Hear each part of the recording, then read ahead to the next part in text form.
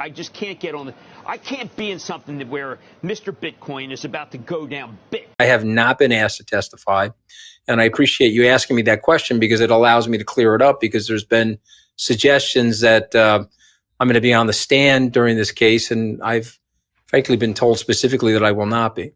Do you want to? No, I don't. I don't want to. No. Lawrence, would you want to? I mean, you know, I'd say Center Street's a nice place. Sometimes it's better to be a witness than to be on the wrong side of that. Certainly better to be a witness. But listen, I wasn't close enough to the blast zone, frankly, so I don't think there's any relevancy. I mean, I can take you through a TikTok of what happened on November 8th, which I've already stated publicly. It's already out there in the public, but I wasn't close enough to the blast zone. I think what's the most interesting thing about the case, and if I were Sam's defense attorneys, you have to come up with an explanation why 4 of his senior executives have already pled guilty to the case. And so, you know, there's an expression that you learn in trial advocacy. If the window's open and you hear clippity clop outside, it's a horse, guys. It's not a zebra. So, you know, you have to explain to me why 4 of your cohorts, which were in your inner circle, have already explained to the U.S. government and the Department of Justice what you guys perpetrated. And so then please explain to us why you think you're the only one of the cohorts that should be considered innocent. I think that's something that hopefully they'll get to, and hopefully the jury will be awake for that one, because I'm interested in that one myself. It's been absolutely heartbreaking. I'll take you back. I'll take you back to November the 8th, which was Tuesday. And I arrived in the Bahamas to learn firsthand what was actually going on and how the funds were used and how they got wired around. And, I was shocked then, saddened, angered, all that sort of stuff. I'm now way past all of that. And I'm now in the zone that this was fraud, and it was done by people who are fraudulent. Okay. And so what bothers me about the whole thing is that it's getting blamed on crypto, and it hurts the reputation of crypto investing, Web3, the whole thought of where we could go from a technical innovation point of view. And so, this will go on now probably until Christmas.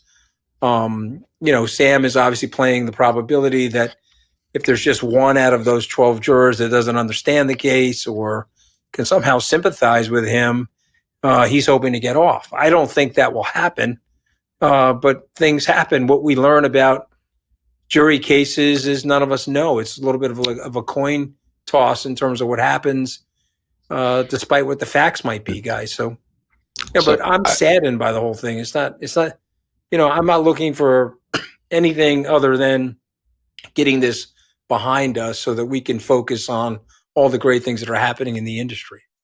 Welcome to the Crypto Teacher. And I come back with that video just to make you think. Don't forget to like and subscribe to the channel. Support this great content by hitting the Cash App and by joining the Patreon. And guys, we have Scaramucci on Sam Bankman-Fried. And remember, it took a long time for Scaramucci even to say that Sam Bankman-Fried was guilty. But he states he wasn't asked to testify. The bank man invested in his company. Even though he bought it back, he still invested in his company. He was doing business with the bank man. Anybody who was doing business with the bank man should be up there testifying. We have pictures of Scaramucci and Kevin O'Leary with the bank man, and then on top of it, they accepted money. But we know this is all a movie. And remember, the Crypto Teacher told you. Now we have Paul to the Jones states we have 3 theaters going on. That's right, guys. He said it, not me. We know they're all movies. But the geopolitical events right now make it tough for stocks. We see the bond market, and he admits, he comes in with half the truth, that all the money spending came from Trump and Biden. We only had a few to admit this, but he doesn't give the reason why. And we know that's the 4th Industrial Revolution. Guys, you got to realize that all these distractions, all these geopolitical events is all about the digital transformation. The robots, algorithms, and drones take the economy over, pay each other with crypto, and the sheep go inside the metaverse. And don't forget, guys, the first signal that China is about to take over is Taiwan. And remember, the crypto teacher told you. Now we have Paul to the Jones saying that Biden nor Trump need to be president, since all this money printing came from up under them. But we know, unfortunately, that's not how the movie works. There wouldn't be any drama if we didn't have Biden and Trump running against each other. We don't have any other entertainers. Remember, guys, this is a movie. You need your best actors for the movie. And remember, the crypto teacher told you, because he knows. When it comes to the NWO, it's all planned out. You have a wonderful day. Well, I think Israel, obviously it's a huge tragedy, but you have to put it in a larger geopolitical context, which is we now have possibly 3 theaters where we're going to have geopolitical challenges. We got the Middle East and Israel, obviously the Ukraine and Russia, and then at some point down the road, Taiwan and China. So it's a really, I would say certainly since I was born, it might be the most threatening and challenging geopolitical environment that I've ever seen, because you have 4 nuclear powers, 3 of whom are led by sociopaths, and that would be China, Russia, and North Korea. Obviously, those leaders have zero accountability, responsibility to anyone but themselves, and they have not an ounce of humanity in their bones, because they regularly disappear both their friends and their enemies. And then the 4th, Iran, is led by someone who thinks God is talking to him and has avowedly said that they want to remove from this earth a nation state with probably the most brilliant people ever assembled within a national boundary. So it's a really challenging environment. If you think about it too much, I want my lucky color to be invisible, right? It's a very threatening time. So that is also happening at the same time. The United States is probably in its weakest fiscal position since certainly World War II, with debt to GDP at 122%. So it's a really tough time for, I think, the moral voice of the world. Certainly been the leader since World War II. It's a really difficult time. It's a really challenging time to want to be an equity investor in U.S. stocks right now. It's really hard because, again, you've got the geopolitical uncertainty, which we, I think, come to live with to a certain extent. But again, all those have the ability to have a nonlinear outcome. So something not just business as usual. But I think equally as much of a problem is the fiscal situation that we're facing in the United States, which is going to require a completely different political mentality. That's pretty telling. So we're, the possibility of a real possibility of a nuclear war is there, but our fiscal situation is just as bad. That's a statement. So black swans, Paul, they're not black swans anymore. They're actual quantifiable risks. We need a new word for black swans. There's like 4 or 5 of them that used to be, you didn't even have to really, if it happened, we're all gone anyway, so you don't worry about it. But now they're actually something that are on your radar. Well, so is a pandemic, which was on your radar in Davos before anyone knew the word. I would say the fiscal situation is very different from other cataclysmic events that we've suffered as a country. It's not Pearl Harbor. It's not 9/11. It's not COVID, where we did not see them coming. They were external shocks. The fiscal situation we have is one that's really clear.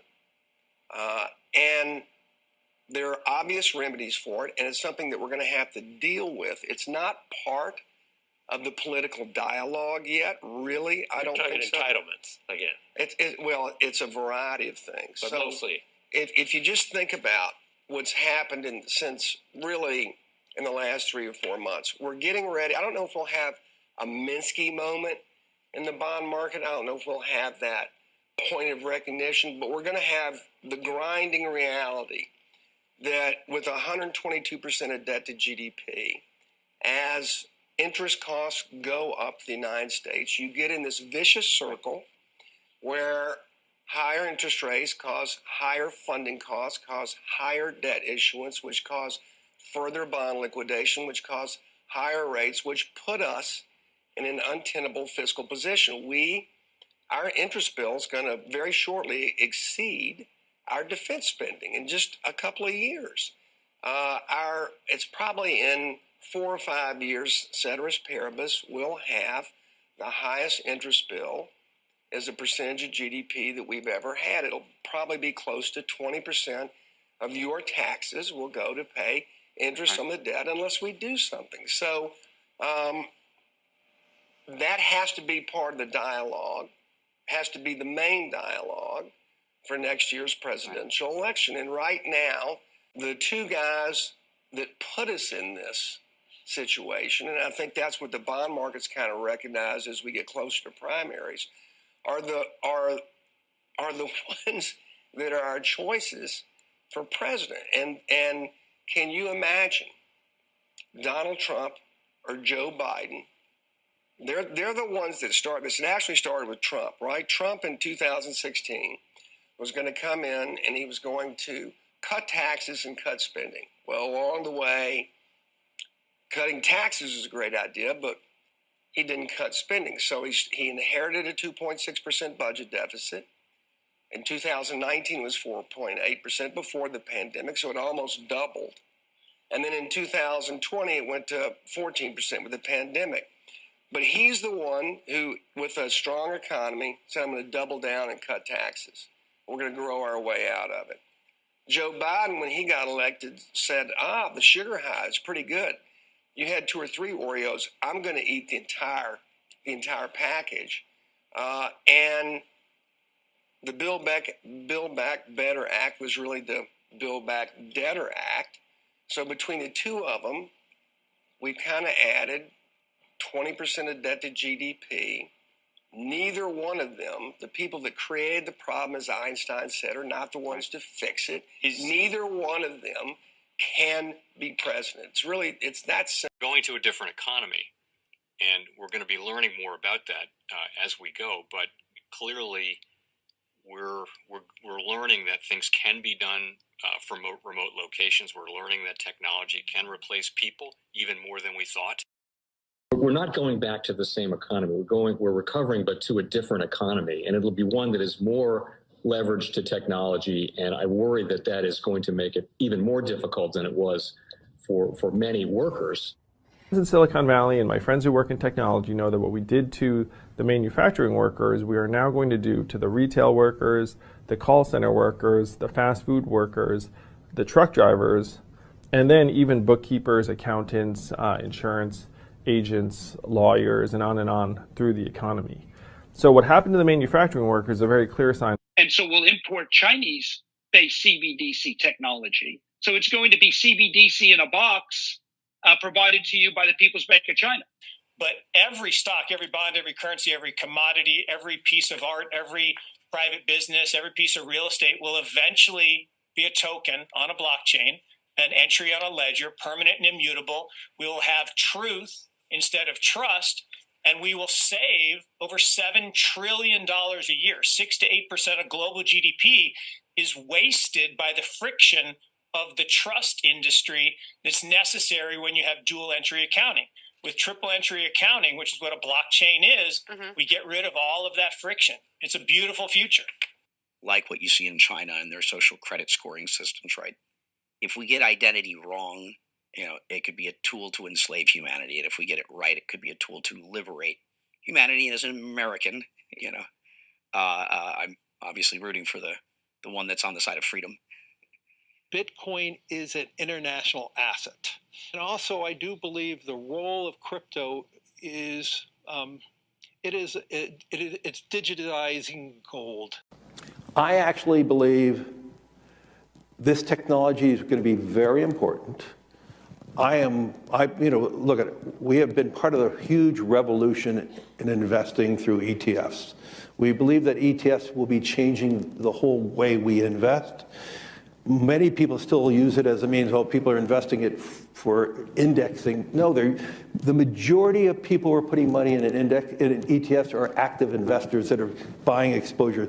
The entire bond market is being transformed as we talk right now. I believe the next generation for markets, the next generation for securities will be tokenization of securities. And if we could have that distributed ledger that we know every beneficial owner, every beneficial seller, we all have our code of who's buying, who's selling, instantaneous settlement. And think about it, it changes the whole ecosystem. Cryptoteacher and the new World Order book, plus the 3 kids books. It's time to re-educate. Also, new to cryptos, Coinbase, Bitrue, Binance. Do not forget book links and crypto links are in the description. The stock channel, guys. Don't forget to go like, subscribe, spread everywhere. You have your Kobo, your chip stocks, your banking, your gaming. While everybody's sitting at home, get home stocks, the Seaver, the biotech stocks. And while everybody's at home wishing, they were still getting that free money. What are they doing? Drinking and smoking weed. Don't forget about those stocks, and you have a wonderful day. The most powerful person in the world is the storyteller. The storyteller sets the vision, values, and agenda of an entire generation to come. Steve Jobs. And guys, you know I truly believe in this. When you look at the New World Order, they're the storytellers. And that's the reason why I wrote my New World Order book. But guys, now it's time to change the current generation. And I wrote 3 kids books. You know I love the Trinity because I understand the power that's in it. So I have 3 books. We have an opportunity to change the generation, to educate. Not just me, but I want to show you that I take action on a daily basis. And I want you to take action on a daily basis. Whether it's your job, whether it's in your community, we have an opportunity right now to educate the masses. I posted this on my Twitter account. Please share, but this is a short clip of the 3 books. There's going to be a clothing line and action figures. Please get these books for your kids, nephews, cousins, friends, so therefore we can start the re-education now. Because as we see, the 4th Industrial Revolution foundation is definitely here. Robots, algorithms, drones, taking humanity out the picture. We have to re-educate. But let's get into the video. Part 1. King Joshua and Grandma Tanya save the village. Part 2. King Joshua and Grandma Tanya save New York. From COVID Stories 3. Part 3. King Joshua and Grandma Tanya goes to China. It's mandatory to get part 1, part 2, and part 3 of this series. It's time to re-educate Generation Z.